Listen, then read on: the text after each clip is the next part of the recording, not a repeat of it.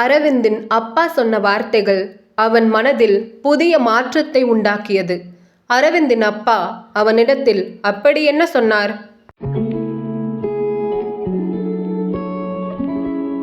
மாலை வீடு திரும்பியவுடன் அரவிந்த் சோர்வுடன் அமர்ந்திருந்தான். கண்களில் கண்ணீர் தழும்பி இருந்தது. தட்டில் வைத்திருந்த உணவு அப்படியே இருந்தது. திரும்ப திரும்ப ஒரே கேள்விதான் அவனுடைய மனதில் ஓடிக்கொண்டிருந்தது.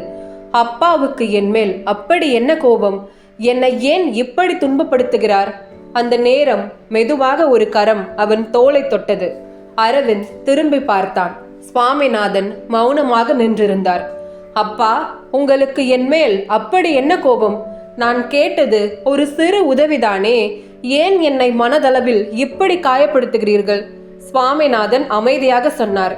இது காயமில்லை அரவிந்த், பாடம். அரவிந்திற்கு வெறுப்பு தான் வந்தது. அவன் கண்களில் இருந்து ஒரு துளி கண்ணீர் மேஜை மேல் விழுந்தது. அதை பார்த்தபடி சொன்னான், எனக்கு பாடம் தெரியலப்பா, கண்ணீர் தான் தெரியுது. கண்ணீரில் தான் எல்லா பாடமும் இருக்கு அரவிந்த், சுவாமிநாதன் நிதானமாக சொன்னார். நீ தொழில் செய்யணும்னு வந்து நிக்கிற, ஆனா உனக்கு அனுபவமும் இல்லை, தொலைநோக்கு பார்வையும் இல்லை, தோல்வியை எதிர்கொள்கிற பக்குவமும் இல்லை. அப்படி இருக்க உன்னை நம்பி நான் எப்படி அவ்வளவு பணத்தை கொடுக்க முடியும்? வாழ்க்கையில் கஷ்டப்படாமல் எதுவுமே கிடைக்காது அரவிந்த்.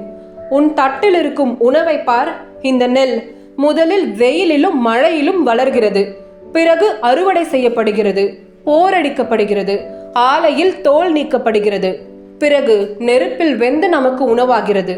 இந்த நெல் என்னால் துன்பப்பட முடியாது என்று சொன்னால் அது நெல்லாக மாறாது அரவிந்த்.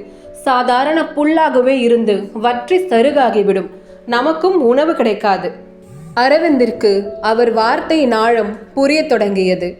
சுவாமிநாதன் தொடர்ந்து பேசினார். கதையின் தொடர்ச்சியை அடுத்த பாகத்தில் கேட்கலாம். கதையை முற்றிலுமாக தெரிந்து கொள்ள முதல் பாகத்தை கேளுங்கள். முதல் பாகத்தின் லிங்க் டிஸ்கிரிப்ஷனில்.